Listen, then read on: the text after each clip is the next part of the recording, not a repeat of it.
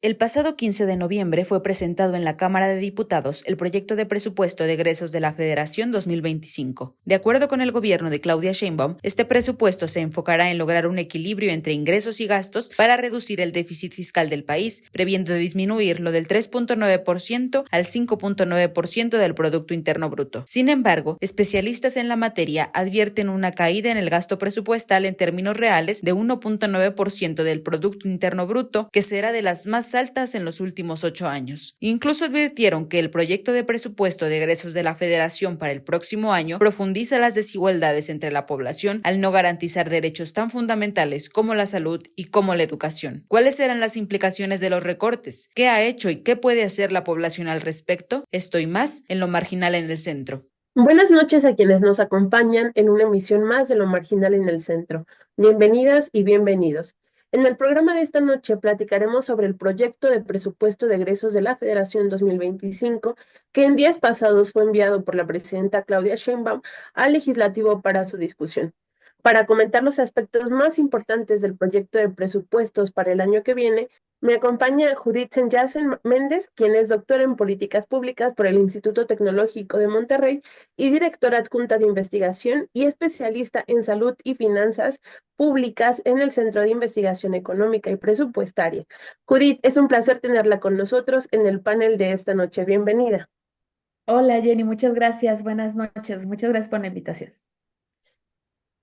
Y nos acompaña también Brasil Acosta Peña, quien fue diputado federal de la 65ª legislatura, maestro y doctor en economía por el Colegio de México, con una estancia en la Universidad de Princeton.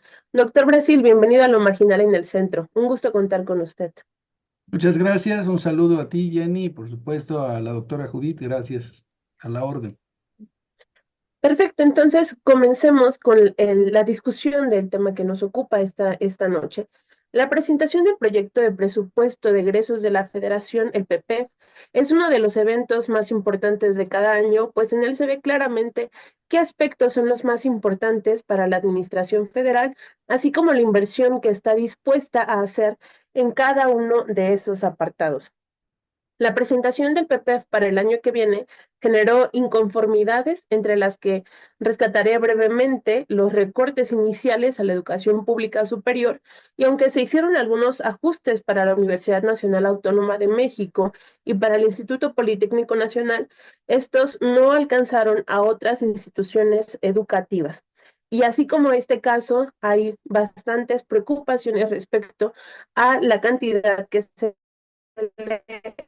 se le asigna a diversos montos a diversas instituciones. Doctor Brasil, quisiera comenzar con usted preguntándole qué destacaría de los incrementos que notamos en este PPEF y de los recortes.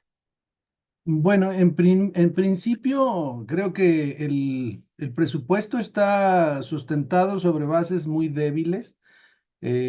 Plantea un crecimiento del 2 al 3%, cuando la realidad no nos da los elementos para que esto suceda. Un tipo de cambio de 18.7% cuando hace algunos minutos Donald Trump, o sea, a lo largo del día de hoy, en 5 minutos Donald Trump subió el dólar en 40 centavos, ¿verdad? Y pues plantean una inflación del 3.8%, eh, que no le corresponde directamente al gobierno federal, pero no es realista porque solo la canasta básica en octubre de este año creció en 4.45%. Entonces, lo primero que debemos de decir, incluido por ejemplo el precio del petróleo, es que está en $57.8 por barril. Son elementos que nos dicen que en principio el planteamiento del PEF está cojo y que por lo tanto lo que se proponen gastar pues no va a tener efectos. En segundo lugar, hay que decir que más del 90% del presupuesto ya está comprometido. Entonces, ajustes y recortes, pues no vas a poder tener demasiados. Decía Monreal recientemente que lo que van a hacer es una reasignación de entre 15 y 20 mil millones de pesos, quitándole a los órganos autónomos para darles, como decías tú, a las universidades públicas. Por ejemplo, hay que agregar que a Chapingo se le proporciona un monto adicional a la inflación de 3 punto y tantos por ciento, lo cual pues, es un leve incremento, pero no le recortan, pero tampoco le dan muchísimo más. Le van a aportar nuevamente a cultura, aunque hay que decir que en cultura había incrementado artificialmente mucho el presupuesto porque le habían dado el proyecto Chapultepec. Entonces, que era más o menos de 1.200 millones de pesos, ahora pues ya no va a haber proyecto Chapultepec, y entonces a cultura se le quita, pero en realidad siempre cultura ha estado sacrificada. Y dice Monreal que le van a aumentar, que le van a aumentar al agua, al campo, a las carreteras, estados y municipios y también a la seguridad pública. Pero nada más 15.000 millones de pesos. O sea, en realidad no hay un cambio sustancial. Por poner un ejemplo, solo de los recortes, el medio ambiente tenía 304.000 millones de pesos y solo le van a dejar 250.000 millones de pesos. Y esto simplemente llama la atención por poner un ejemplo de que, pues, ¿quién está haciendo el presupuesto? Porque en realidad, la presidenta, pues se supone que era ambientalista, fue secretaria del Medio Ambiente de la Ciudad de México. Entonces, sí, sí creo que sí, ya era Ciudad de México o Distrito Federal. El punto está en que tiene que haber una reducción del déficit y esa reducción del déficit tiene que pasar del 5.9% al 3.9%. Y entonces lo que no van a hacer es incrementar impuestos a entes que los pueden pagar como los grandes empresarios, pero lo que sí van a hacer es que de cada peso, como dijo Di Constanzo, de cada peso que gaste el gobierno, 18 centavos serán en salarios, 16 centavos en pensiones, 14 centavos en gastos de operación, 15 centavos en pagos de intereses de la deuda, 10 centavos en inversión y solo 8 centavos en programas sociales. Entonces, en realidad, no va a haber grandes variaciones y las disminuciones, por ejemplo, al Tren Maya le van a dar 40.000 millones de pesos. ¿Por qué? Pues porque hay que mantener esa obra, perdón, yo lo digo con toda responsabilidad, inútil. Tenemos que pagarla nosotros, no va económicamente a dar nunca nada. Y a la Guardia Nacional 33.000 millones de pesos. O sea, le dan menos a la Guardia Nacional cuando los problemas de seguridad están terribles y 40.000 al Tren Maya, por poner algunos ejemplos. Sí, algunos de los puntos que menciona usted, doctor, destacan sobre todo porque también manifiestan la continuidad con los proyectos del presidente anterior, López Obrador. Y quisiera continuar precisamente sobre este mismo punto, Judith, con usted, preguntándole por los incrementos y los recortes que para usted son más importantes. Sí, Jenny, muchas gracias. Mira, aquí muy de la mano con lo que ya comenta el doctor Brasil, creo que es importante, antes de que llegue a los recortes, dar un contexto.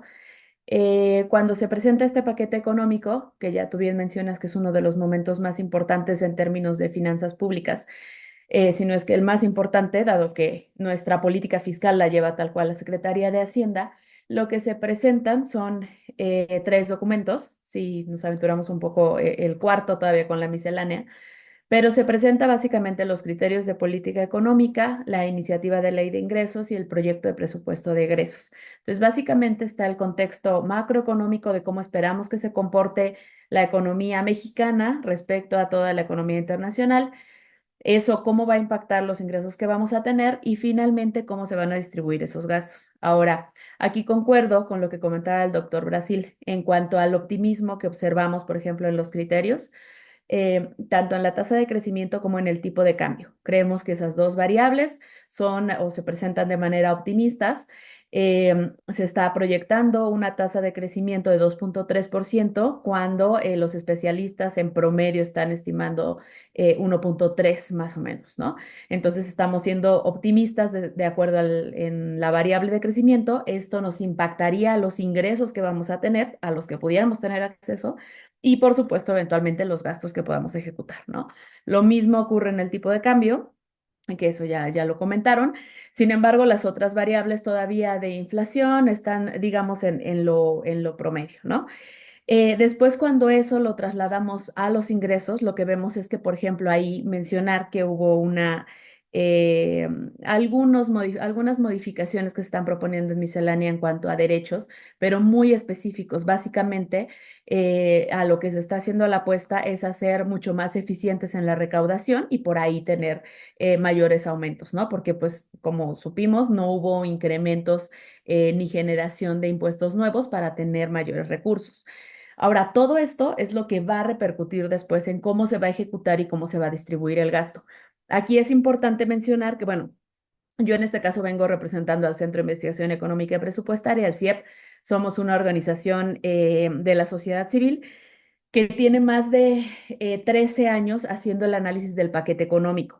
Hacemos este análisis de paquete económico y publicamos las implicaciones, que no es un resumen de los números de Hacienda, sino cómo esto va a repercutir en la población. Entonces, esto es importante porque en este último documento lo que hicimos fue un análisis que va desde 2013 hasta 2025 para dejar en claro que esta presión que hemos tenido de las finanzas públicas no es solo de este año, no es un tema del año pasado, es un tema que ya traíamos una presión fiscal de hace años con el aumento de pago de pensiones, con el aumento del costo de la deuda, y todo eso nos deja muy poco espacio fiscal o margen de maniobra, que es lo que comentaba el doctor Brasil, para poder hacer uso o poder ejecutar otras políticas de derechos, de infraestructura, de inversión, ¿no?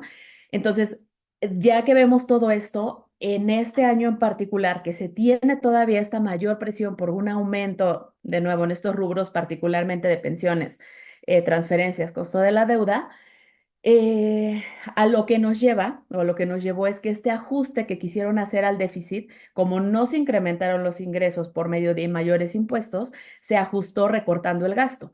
Lo que ocurría es que en otros años los recortes eran muy específicos, que ahí desafortunadamente casi siempre recortaban a salud para población sin seguridad social, igual el tema de cuidados, en educación media superior y superior. En este caso, los recortes fueron mucho mayores y en más áreas. Nosotros lo que encontramos es que hubo recortes en inversión, en salud, en educación, en medio ambiente, en energía, en el Sistema Nacional de Cuidados, que todavía no está definido, pero en los programas asociados. Entonces, al tener todos estos recortes, que si vemos incluso las secretarías, también todas tuvieron recortes, con excepción de donde están los programas de interés, ¿no? Como bienestar, un poquito en vivienda, pero básicamente todos los demás fueron recortados. Ahora, ¿dónde están los incrementos?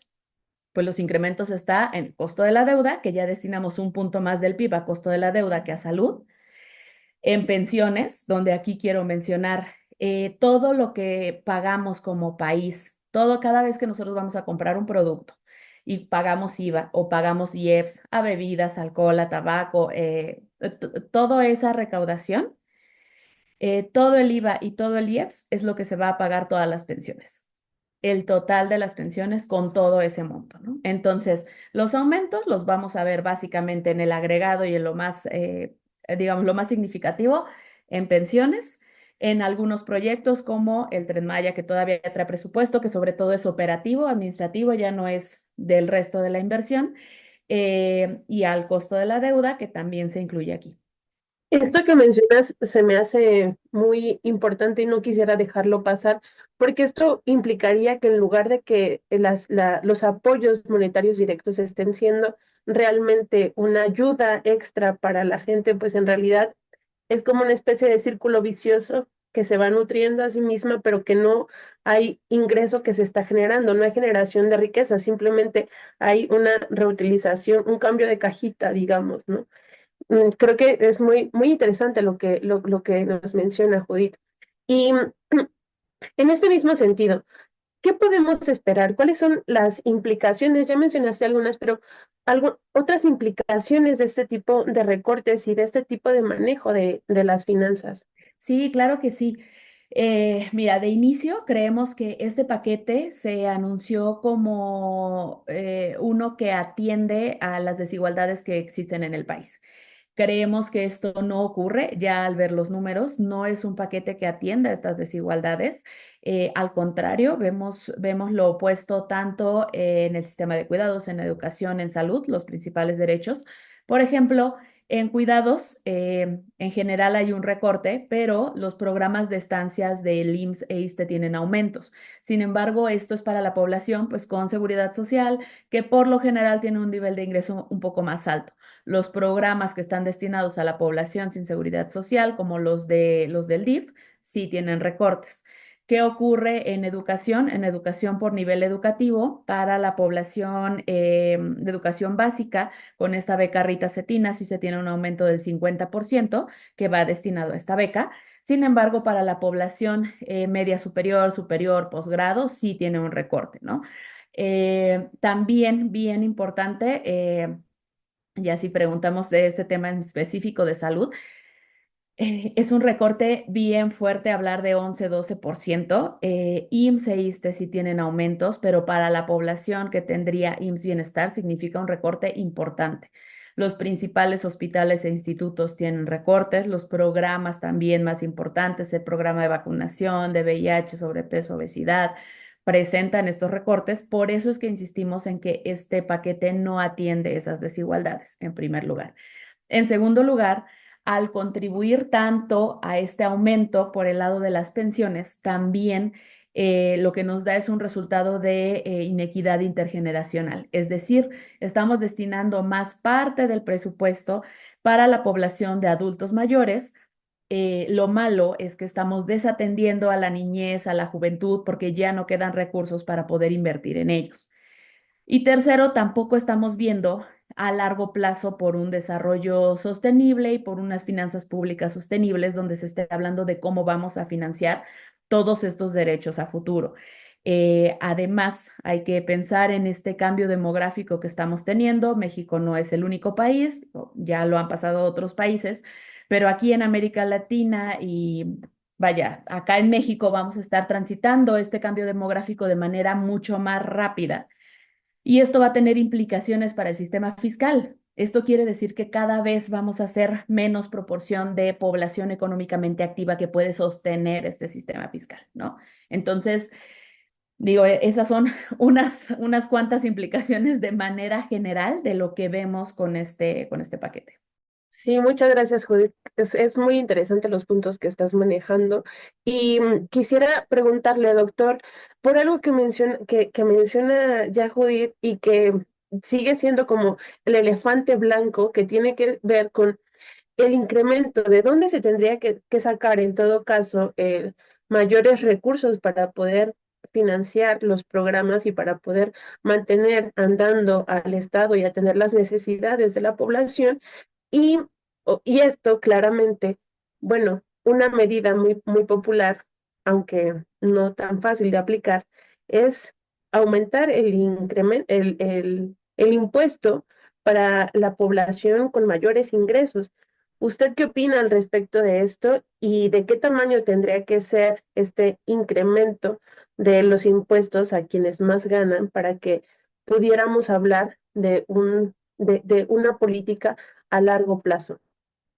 Sí, Jenny, bueno, la verdad es que efectivamente lo primero que hay que tener en cuenta es que al no va a crecer la economía como ellos piensan que va a crecer, no va a haber ingresos y por lo tanto, aunque te cobren impuestos, no va a haber recursos para que puedas tú disponer de ellos, ¿no?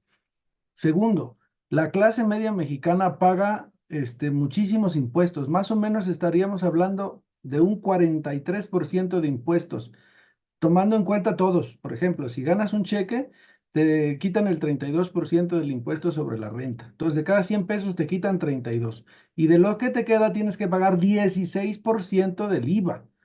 Y además tienes que pagar otros impuestos, tú como impuesto especial a producción y servicios. Y si a esto agregamos el predial, y si a esto agregamos el servicio ambiental de pagarlo de tu tenencia, perdón, lo de la verificación, más aparte la tenencia de tu carro, pues estamos en el hoyo. Pues, o sea, sí la situación es muy compleja y todo se le carga a la gente que pues gana poco, relativamente hablando. Entonces sí que debería de haber un incremento en la recaudación por parte de las empresas, de las grandes empresas que incluso se llevan el dinero fuera de México. Por poner un ejemplo, en el año 2019, 2009, después de la crisis del 2008, Walmart de México, por el entonces régimen de consolidación fiscal, pues pagaba menos de 200 pesos de impuestos sobre la renta porque ponía empresas con diferentes nombres y luego las consolidaba como un consorcio y la base gravable se hacía muy chiquita. Desde entonces no han querido tocar a las grandes empresas. Cuando lo intentó hacer Felipe Calderón, le llovieron críticas y dijo, está bien, las empresas sí pagan impuestos.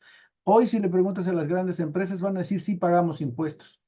Y te van a decir que el ISR y te van a poner ejemplos. Pero la verdad es que hay capitales que están intocados. Por ejemplo, los capitales llamados golondrinos, la bolsa de valores. Ahí es donde debería de haber un incremento. Normalmente las economías andan arriba del 30% cuando hablamos de economía sana del PIB de recaudación, pero la nuestra no llega ni al 16%, 14, 15, 16% del PIB. Entonces, ahí hay un gap, pues más o menos de la mitad de lo que debemos de juntar. ¿Y quién tiene los recursos? Pues aquí están de los hombres más ricos del mundo. Y la verdad es que, pues, al final de las cuentas, los que pagamos los impuestos somos pues, los trabajadores de México. Ahora, te doy otro ejemplo. Dice el secretario de Hacienda que va a buscar sancionar o cobrarles impuestos a las empresas de servicios digitales. Ok, está bien que les cobren, pero ¿quién crees que lo va a acabar pagando? ¿Las empresas o se lo van a trasladar a los consumidores? Nos lo van a trasladar a nosotros. Finalmente, yo creo que el problema está en que sí se debe de buscar una reforma fiscal progresiva, que pague más el que tiene más y que pague menos el que tiene menos, pero no se valore sobre la base del ingreso personal, sino del ingreso como empresa. Y ese es el problema, que eso no se realiza. Entonces, creo que debe de ser así. Ahora, cada mexicano ahora por el tema de la deuda, estaríamos pagando para el próximo año 138,000 pesos. O sea, al final de las cuentas, ¿para qué estamos recabando? Para pagar la deuda. Y ya como dijo la doctora Judith, esto se incrementa, el servicio de la deuda se incrementa y tenemos que pagar más por la deuda y estamos hablando de que si un trabajador gana el salario mínimo, tendría que trabajar 1 año y medio sin gastar nada para pagar sus 138,000 pesos. Y pues de esos hay millones de trabajadores. Y estoy hablando con el salario mínimo actual, que ya es más grande, supuestamente. Entonces, la realidad nos está diciendo que lo que está haciendo este gobierno es insostenible. Ya no tienen dinero, no les alcanza el dinero y tienen el compromiso de reducir el déficit del 5,9 al 3, del 5 al 3%, 3,9%. Y esta reducción implica recortes en salud, en educación, en lo que ya vimos, y no van a poder incrementar. ¿Qué va a pasar? Terrorismo fiscal. Te van a buscar hasta debajo de las piedras. Es más, los jóvenes ya tienen que inscribirse para recibir la beca en el sistema tributario. Ya tienen que sacar su RFC. ¿Cómo ves? Hasta allá va a dar la cosa. Eso es lo que va a acabar pasando en vez de tocar a los intereses que realmente tienen la concentración de la riqueza en nuestro país. Sí, sin duda también este punto que mencionan se trata de uno de los pendientes del Movimiento de Regeneración Nacional, ¿no? El compromiso de no endeudar más al país, pues parece que no se puede realizar con la forma en la que han llevado las finanzas públicas.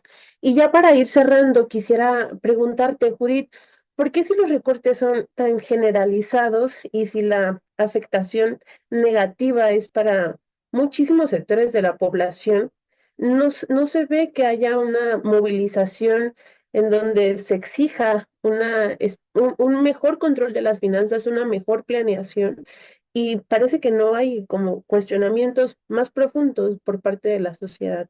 Ay, Jenny, sí, hiciste la pregunta, creo, más compleja y a la que hemos llegado muchas veces en estas discusiones, ¿no? Aquí les voy a compartir que como centro, dentro de una de las misiones, es, si bien generar información y estudios técnicamente sólidos para los tomadores de decisiones, otro de los objetivos es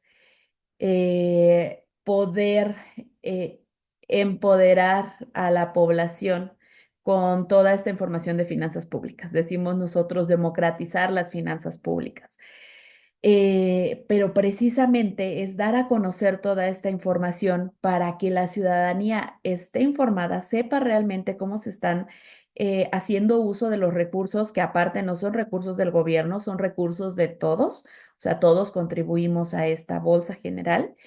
Y hablar de si esa es la asignación que nos refleja como sociedad, ¿no? Entonces, eh, creo que parte de lo que hacemos en nuestra misión es poder desarrollar toda esta información, desarrollar micrositios, infografías y hacer que la población se informe, porque también sabemos que este no es un tema tal vez tan fácil o de tanto interés en particular por la población, pero que sea de manera fácil y que puedan entender qué es lo que ocurre, qué es lo que está pasando.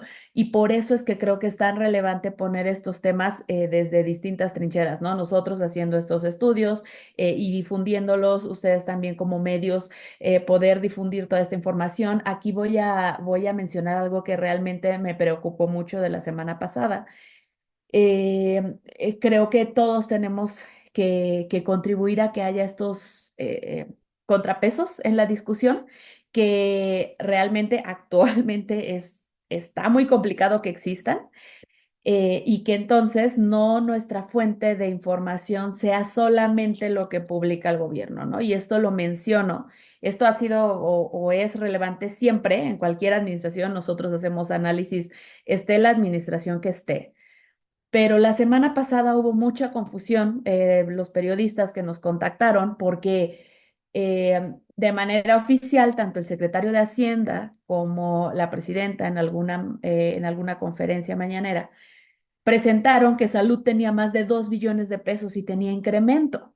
Entonces, eh, es complicado que se presenten esos números cuando lo que nos están reflejando en el presupuesto e incluso en los documentos que publica la misma Secretaría de Hacienda no corresponde a ese incremento. Entonces, es bien importante que se hagan estos contrapesos, que haya otras fuentes de información que pudieran estar contribuyendo a que como sociedad voltemos a ver qué es lo que está pasando. Alguna vez hace muchos años yo, bueno, no tantos, pero unos 7, 8, lo que les comentaba es, bueno, si como sociedad nuestra prioridad es que no nos suban el precio de la gasolina, aunque no tengamos salud, educación y no sepamos cuál es el costo de que no suba el precio de la gasolina, pues como sociedad vamos a seguir pidiendo eso mismo y asumiendo el costo de esas decisiones, ¿no? Sí, justo, y asumir el costo de esas decisiones muchas veces no va acompañado por las herramientas conceptuales o teóricas para comprender cuáles son esas consecuencias de este tipo de decisiones o de la falta de acción, que justamente es de lo que venimos comentando. Y por último, quisiera preguntarle a usted, doctor Brasil, lo mismo, ¿por qué no vemos una mayor movilización por parte de la población frente a este tipo de cuestiones que a quien afectan directamente, pues es en muchas ocasiones a las grandes mayorías olvidadas y marginadas de este país? Pues mira, la verdad es que hay paradigmas que se han venido cambiando. La verdad es que así lo han dicho cuando estábamos en la Cámara de Diputados.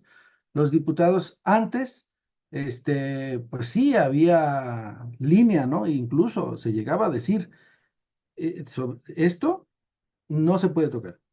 Y todo esto, hagan lo que quieran con ello. Y así, y había movimientos, se hacía para allá, para acá, existía el fondo, de los fondos regionales que le llamaban el Ramón 23, en los que se podían hacer inversiones dirigidas a las comunidades. Y lo que hemos encontrado con este gobierno, me refiero al de la Cuarta Transformación, o sea, todavía no podemos decir absolutamente de manera muy clara y definitiva qué va a pasar con el caso de esta Claudia Sheinbaum, pero sí podemos decir, por ejemplo, que no tenía ningún sentido hacer movilizaciones por parte de las organizaciones sociales, porque a mí me consta el caso del movimiento antorchista, que incluso tomó la Cámara de Diputados, nos mandaron a sesionar al centro Vancomer allá en Santa Fe. Dijeron que ya no había granaderos y cerraron de policías el centro Vancomer y apenas pudimos pasar por una hendidura que por ahí hicieron para los diputados. ¿Y cuál fue el resultado? El gobierno mandó un presupuesto y no le cambiaron ni una coma. Es más, hasta las faltas de ortografía las aprobaron los diputados. Entonces, en ese sentido, hacer discusiones y luchas a sabiendas de que el gobierno ya tiene decidido todo, como que no tiene mucho caso y eso es lo que se está viendo. Y la otra, están los registros de todo lo que dijimos en la Cámara y las críticas que se han hecho son contundentes, se les dijo que les iba a ir mal, que la economía iba a estar mal, está por escrito en el diario de los debates, pero como dice la doctora, pues no tiene mucho sentido, porque hasta yo supe de compañeros diputados morenistas que estaban en contra del propio presupuesto, de lo que ellos mismos planteaban, pero pues que no podían hacer otra cosa más que callar y obedecer. Y eso es lo que tenían que hacer, era su papel, porque si no, pues les iba mal y ellos querían repetir en la próxima legislatura. Y entonces los que se quedaron son los obedientes, los que se fueron son los desobedientes. Entonces, al final de las cuentas, el resultado de todo esto es que, como dijo la doctora, hace falta conciencia social, conocimiento del problema. La gente no vislumbra cuáles son los efectos positivos o negativos que van en su contra y al final de las cuentas, por ejemplo, esto de pagar 135,000 pesos de deuda, si te dicen, o sea, lo tienes que pagar, si yo, ¿por qué no? Pues eso es lo que te toca pagar. Y entonces te lo van a quitar de tus impuestos. Si la gente tomara conciencia de eso, empezaría a ver las cosas de otra manera. La oposición, al ser pequeña, no tiene capacidad de decisión y pues podrá decir, pero solamente criticar y no va a modificar eso, la esencia de las cosas. Entonces termino diciendo que la única opción que le queda al pueblo es la organización social, así como lo hace la doctora con su asociación, que hacen asociaciones civiles y que finalmente son críticas y dan su punto de vista social. Yo creo que la sociedad debe de organizarse y lo que necesitamos es un nuevo proyecto, un nuevo programa social que cambie ahora sí la estructura de la sociedad y la forma de ver las cosas, porque al final de las cuentas, de este presupuesto y los anteriores, ¿quiénes son los verdaderos beneficiarios? No los que reciben una tarjeta, porque les dan la tarjeta, dinero con la tarjeta, pero les suben el precio de los alimentos, como ya dije, al 4,5%, entonces de nada les sirve. Los verdaderos ganones son los que reciben el dinero de la gente, del gobierno a través de la gente, porque son los que compran Coca-Cola, son los que compran a las grandes empresas, a las grandes compañías telefónicas, y son los verdaderos ganones. Entonces, el presupuesto, ¿a quién beneficia? A los más ricos. ¿Y a quién perjudica? A los más humildes. Y esto tiene que cambiar porque los más humildes son los más, pero son los más desinformados también. Entonces hay que cambiar las cosas y esto es lo que yo creo que nos da de lección este presupuesto. Sí, sin duda es fundamental la creación de espacios y de métodos creativos para que este tipo de información llegue a la mayor cantidad de gente posible. Y en ese sentido, pues la labor que por supuesto hace el CIEP, pues es fundamental, así como las organizaciones que mencionaba también el doctor Brasil, que en su conjunto pues pueden hacer transformaciones realmente importantes. Agradezco mucho a la doctora Judith, al doctor Brasil, que nos estuvieron acompañando en esta emisión y que dieron puntos de vista y elementos fundamentales para la comprensión del problema. Y también agradezco muchísimo a quien nos acompañó del otro lado de la pantalla en esta emisión de Lo Marginal en el Centro. Que tengan muy buenas noches.